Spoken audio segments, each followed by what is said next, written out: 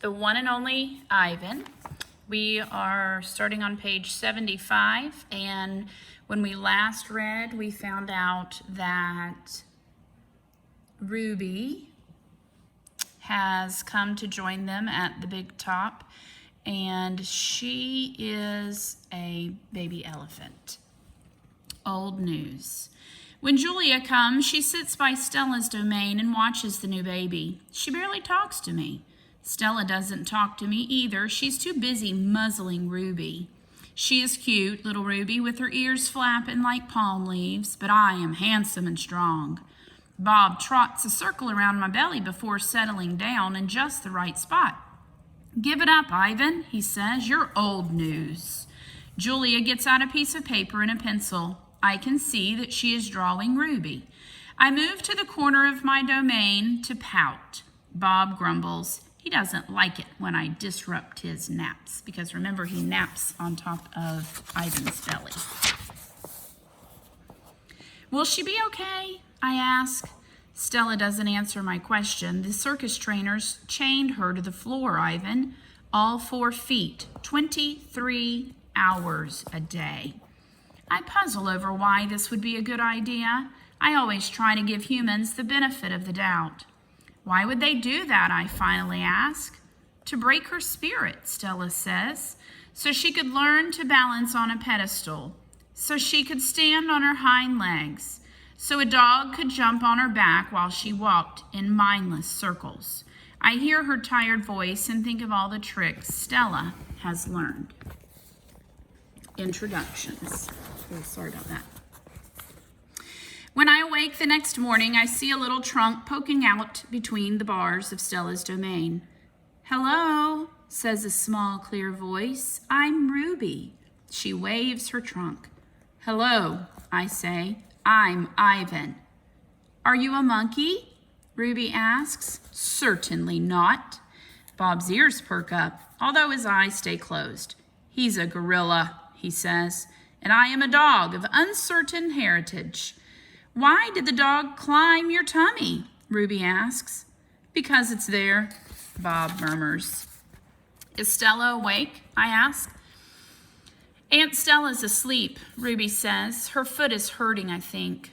Ruby turns her head. Her eyes are like Stella's, black and long-lashed, bottomless lakes fringed by tall grass.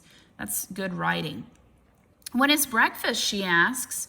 "Soon," I say, "when the mall opens and the workers come." "Where?" Ruby twists her head in the other direction. "Where are the other elephants?" "It's just you and Stella," I say, and for some reason, I feel we have let her down. "Are there more of you?" "Not," I say, "at the moment." Ruby picks up a piece of hay and considers it. "Do you have a mom and a dad?" "Well, I used to."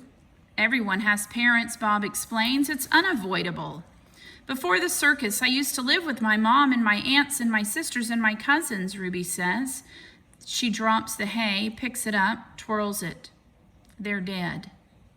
I don't know what to say. I am not really enjoying this conversation, but I can see that Ruby isn't done talking. To be polite, I say, "I'm sorry to hear that, Ruby." "Humans killed them," she says. "Who else?" Bob asks, and we all fall silent. Stella and Ruby. All morning, Stella strokes Ruby, pats her, smells her. They flap their ears, they rumble and roar, they sway as if they're dancing. Ruby clings to Stella's tail. She slips under Stella's belly.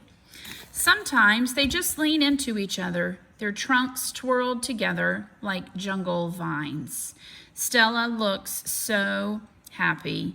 It's more fun to watch than any nature show I've ever seen on TV. Home of the one and only Ivan. George and Mac are out by the highway. I can see them through one of my windows. They are next to each other on tall wooden ladders, leaning against the billboard that tells the cars to stop and visit the one and only Ivan, mighty silverback. George has a bucket and a long-handled broom. Mac has pieces of paper. He slaps one against the billboard. George dips the broom into the bucket. He wets the paper with the liquid from the bucket, and somehow the paper stays in place. They put up many pieces before they are done.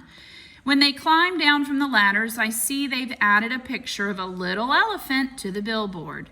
The elephant has a lopsided smile. She's wearing a red hat, and her tail curls like a pig's. She doesn't look like Ruby. She doesn't even look like an elephant. I've only known Ruby one day, and I could have drawn her better. Art lesson.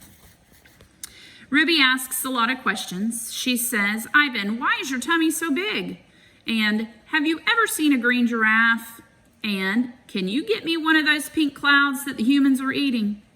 When Ruby asks, what is that on your wall? I explain that it's a jungle.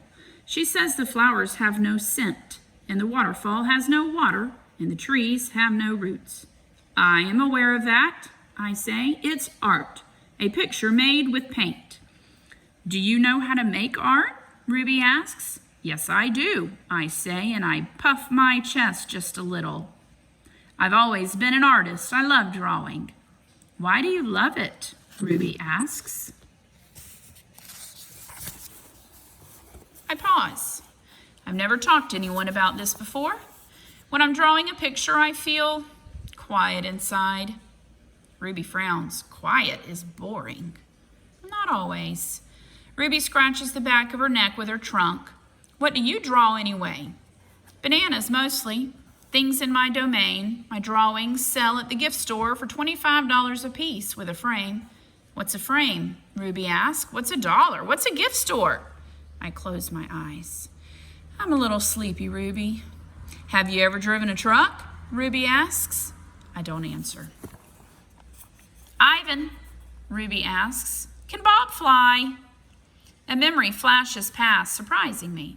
I think of my father snoring peacefully under the sun while I try every trick I know to wake him. Perhaps I realize he wasn't really such a sound sleeper after all.